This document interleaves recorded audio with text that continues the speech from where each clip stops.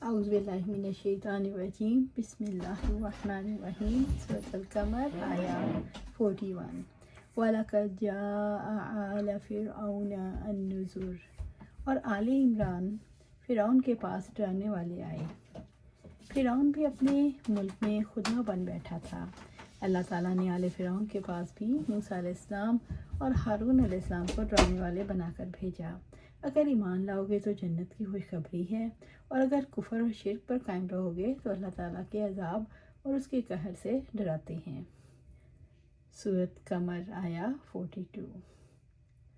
کذبوا بآیاتنا کلیہا، انہوں نے ہماری سب نشانیوں کو جھٹلایا، یعنی وہ ہماری آیات پر ایمان لانے کی بجائے انہیں جھٹلانے لگ گئے۔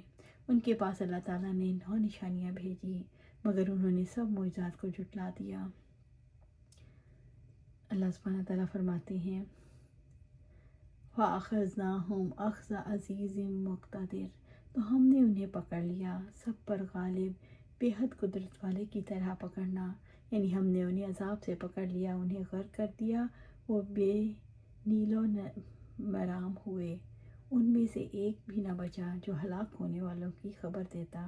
یہ قوی صاحب اقتدار کی پکڑ ہے جو ہر ایک کو عاجز کر دیتی ہے۔ آل فرعون کے پاس موسیٰ علیہ السلام 9 نشانیاں لے کر آئے تاکہ آل فرعون کو ڈرائیں۔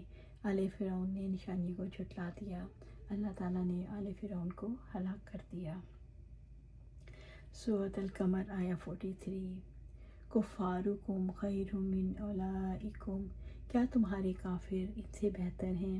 محمد صلی اللہ علیہ وسلم مخاطبین یہ بتاؤ کہ تمہارے کافر ان کافروں سے بہتر ہیں جن کی ہلاکت کا ذکر تمہارے سامنے کیا ہے۔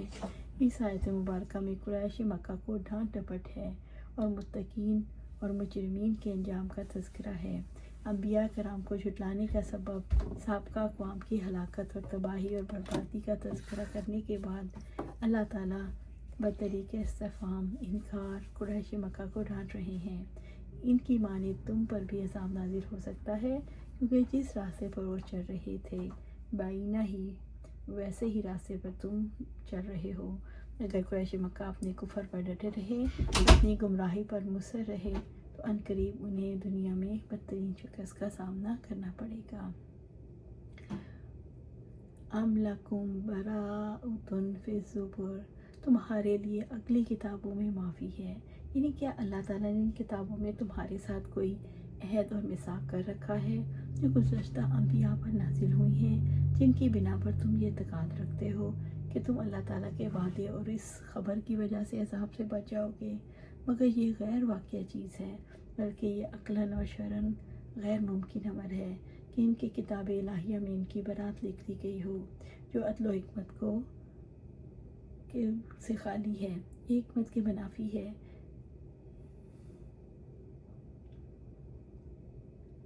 یہ سوال اس لیے کیا گیا کہ قریش کفر پر مصر تھے اور اپنی مرضی کر رہے تھے۔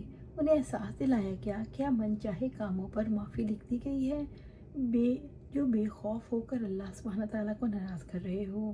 اگر پہلے لوگ کفر پر ہلاک کر دیے گئے تو تم کفر کر کے سلامتی کی امید کیسے رکھ سکتے ہو؟ سورۃ قمر آیا 44۔ ام یقولون نحن جمیع منتصر، یا وہ کہتے ہیں ہم بدلہ لے کر رہنے والی جماعت ہیں، یعنی کیا تم اپنی جماعت کو زبردست سمجھ رہے ہو؟ ان کا کوئی کچھ نہ بگاڑ سکے گا۔ اللہ تعالیٰ کے آگے جھکنے سے تعداد کی کثرت اور وسائل کی قوت رکتی ہے، جیسے یہاں اللہ تعالیٰ نے دل کی چھپی بیماری کو کھولا ہے۔ وہ کہتے ہیں ہم ایسی جماعت ہیں جو بدلہ لے کر رہنے والی ہے۔ اس سے مراد یہ ہے کوئی اور ہم پر غالب نہیں آ سکتا، ہم دشمن سے انتقام لینے پر قدرت رکھتے ہیں۔ سورۃ قمر آیا 45۔ سَيُہْزَمُ الْجَمْعُ، جلد ہی اس جماعت کو شکست دی جائے گی۔ ابن جریر نے ابن عباس رضی اللہ تعالیٰ عنہ سے روایت نقل کی کہ بدر کے دن کفار نے کہا ہماری ایسی جماعت ہے جو غالب ہی رہے گی۔ اس پر یہ آیت نازل ہوئی۔ عبداللہ بن عباس رضی اللہ تعالیٰ عنہ فرماتے ہیں بدر کے دن آپ صلی اللہ علیہ وسلم ایک خیمہ میں مقیم تھے۔ آپ صلی اللہ علیہ وسلم نے یوں دعا فرمائی، یا اللہ میں تجھے تیرے عہد اور وعدہ کی قسم دیتا ہوں یا اللہ اگر تو چاہے تو ان تھوڑے سے مسلمانوں کو ہلاک کر دے، تو پھر آج کے بعد کوئی تیری پرستش کرنے والا نہ رہے گا۔ ابو بکر رضی اللہ تعالیٰ نے آپ صلی اللہ علیہ وسلم کا ہاتھ تھام لیا اور کہا، یا رسول اللہ صلی اللہ علیہ وسلم، اب بس کیجئے، آپ نے اپنے پروردگار سے التجا کرنے میں حد کر دی۔ آپ صلی اللہ علیہ وسلم اس دن سے راہ پہنے ہوئے چل رہے تھے۔ آپ خیمے سے باہر نکلے تو یاد پڑھ رہے تھے، سَيُهْزَمُ الْجَمْعُ وَيُوَلُّونَ الدُّبُرَ۔ اللہ تعالیٰ کا ارشاد اسی طرح واقعہ ہوا جس طرح اللہ نے خبر دی تھی۔ پس اس نے ان کی بہت بڑی جماعت کو غزوہ بدر کے روز زبردست ہزیمت سے دوچار کیا۔ ان کے بڑے بڑے بہادر اور ان کے سردار قتل ہو کر ذلیل و خوار ہوئے۔ اللہ تعالیٰ نے اپنے دین، اپنے نبی اور اہل ایمان پر مشتمل اپنی گروہ کو فتح و نصرت سے سرفراز فرمایا۔ سورۃ قمر آیہ 46۔ بل الساعۃ موعدہم، بلکہ قیامت ان کے وعدے کا وقت ہے۔ یعنی اللہ تعالیٰ پر ایمان نہ لانے والوں کو دنیا میں تو جو سزا ملی اور اثر سزا تو قیامت کو ملنے والی ہے، جو اس سزا سے بہت زیادہ دہشتناک ہوگی اور دردناک بھی ہوگی۔ قیامت کے دن انہیں جزا دی جائے گی جو مصیبت میں مبتلا رہے اور جنہیں لذت والی زندگی دی گئی۔ رب العزت ان کے درمیان عدل سے فیصلہ کریں گے۔ والساعۃ ادہیٰ وامر، اور قیامت زیادہ بڑی آفت اور زیادہ تلخ ہے، کہ یعنی قیامت اتنی دہشتناک آفت ہے جو نہایت مشقت والی ہے اور ہر اس چیز سے بڑھ کر تلخ ہے جو تصور میں آ سکتی ہے۔ عائشہ رضی اللہ تعالیٰ عنہ کی خدمت میں حاضر تھا، یوسف بن ماہک سے روایت ہے، آپ نے فرمایا جس وقت یہ آیت لیکن ان کا اصل وعدہ تو قیامت کے دن کا ہے، اور قیامت بہت بڑی اور زیادہ تلخ چیز ہے۔ آپ صلی اللہ علیہ وسلم پر مکہ میں نازل ہوئی تو میں بچی تھی اور کھیلا کرتی تھی۔ کفار کو یہ بتایا کہ آخر یہ جنگ اور اس میں ہونے والے قتل اور قیدی بنا لیا جانا آخری سزا نہیں، اس سے زیادہ سخت سزائیں آئیں گی، آخرت میں ملیں گی، اسی کا ان سے وعدہ کیا گیا ہے۔ ادھا سے مراد سخت رسوا کرنے والا، امر سے مراد نہایت کڑوا تلخ۔ سورۃ قمر آیہ 47۔ ان المجرمین، بلا شبہ مجرم لوگ،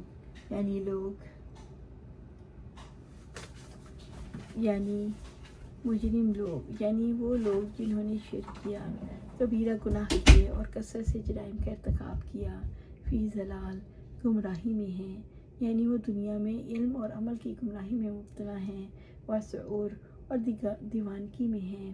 قیامت کے دن بھڑکتی ہوئی آگ میں ڈالے جائیں گے۔ یہ آگ ان کے جسموں سے بھڑکائی جائے گی جو دلوں تک پہنچ جائے گی۔ سور پامانی، آگ کا بھڑکنا اور شعلے کا نکالنا۔ پھر یہ لفظ مجازاً اشتعال دلانے اور مشتعل ہونے کے معنی میں بھی استعمال ہوتے ہیں۔ سور سے مراد ایسی دیوانگی کہ کسی بات پر انسان فوراً مشتمل ہو کر غلط کام کرنے لگے اور اس کی عقل صحیح کام نہ کرے، یعنی ان مجرموں کی کیفیت ہوگی کہ وہ ہدایت کی کسی بات پر غور کرنے سے پہلے ہی سیکھوا ہوتے ہیں۔ مجرموں نے اللہ تعالیٰ کی طرف جانے والا راستہ گم کر دیا۔ سورۃ قمر آیہ 48۔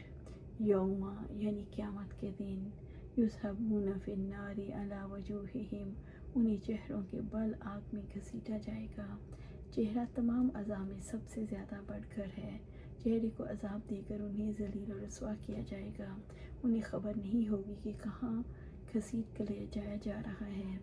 رب العزت نے فرمایا، جو لوگ اپنے چہروں کے بل جہنم کی طرف جمع کیے جائیں گے، وہی لوگ ٹھکانے میں بدترین اور راستے سے زیادہ بھٹکے ہوئے ہیں۔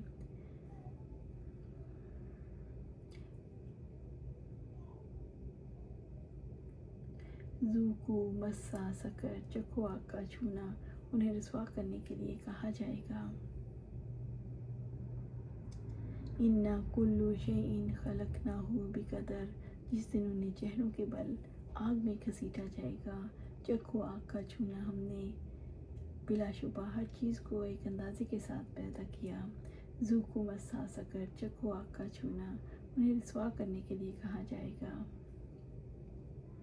مجرم عقل کے صحیح استعمال نہ کرنے کی وجہ سے آگ میں جائیں گے، اس وجہ سے انہیں منہ کے بل کر دیا جائے گا، جس کی وجہ سے آگ میں پہنچے ہو، آج وہی سب سے زیادہ تکلیف کاٹے۔ سورۃ قمر آیا 49، اِنَّا کُلَّ شَیْءٍ خَلَقْنَاهُ بِقَدَرٍ۔ ہم نے بلا شبہ ہر چیز کو ایک اندازے کے ساتھ پیدا کیا، یعنی ہم نے ہر چیز کو پہلے سے لکھی گئی تقدیر کے مطابق پیدا کیا، اور تحریر لوح محفوظ میں زمین اور آسمان کی پیدائش سے پہلے سے موجود ہے۔ ہر چیز اسی طرح واقع ہوتی ہے جیسے اس کی کمیت، صورت، وقت، جگہ طے کر دی گئی ہے۔ یہ آیت کریمہ تمام مخلوقات، تمام علوی سفلی کائنات کو شامل ہے۔ تمام کائنات کو اکیلے اللہ نے پیدا کیا۔ اللہ کے سوا کوئی ان کا خالق نہیں اور ان کی تخلیق میں کسی کی کوئی شراکت ہے۔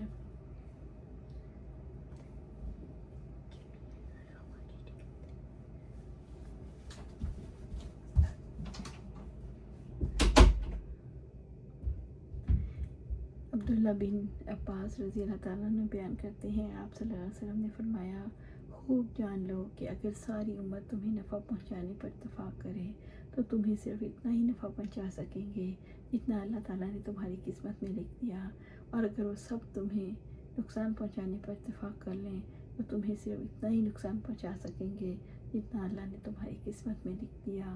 کلمے خشک ہو گئی اور صحیفے لپیٹ دیے گئے۔ سورۃ قمر آیا 50، وَمَا أَمْرُنَا إِلَّا وَاحِدًا، اور ہمارا حکم ایک ہی بار۔ رب العزت نے فرمایا، جب ہم کسی چیز کو تخلیق کرنے کا ارادہ کرتے ہیں تو ہمارا ایک ہی حکم کہ ہو جا اس سے مکمل طور پر وجود میں لے آتا ہے۔ کَلَمْحٍ بِالْبَصَرِ، پلک جھپکنے کی طرح ہوتا ہے، یعنی اس کام میں کسی رکاوٹ کے بغیر پلک جھپکنے کی طرح وقت لگتا ہے۔ رب العزت نے فرمایا کہ جب وہ کسی چیز کا ارادہ کرتا ہے تو اسے کہہ دیتا ہے ہو جا، تو ہو جاتی ہے۔ سورۃ یاسین آیا 82۔ اللہ سبحانہ تعالیٰ سے دعا ہے ہمیں قرآن و سنت پر عمل کرنے کی توفیق دے، اس پر جما دے اور جنت الفردوس کے اعلیٰ مقام پر اپنے پاس گھر عطا فرمائے۔ آمین یا رب العالمین۔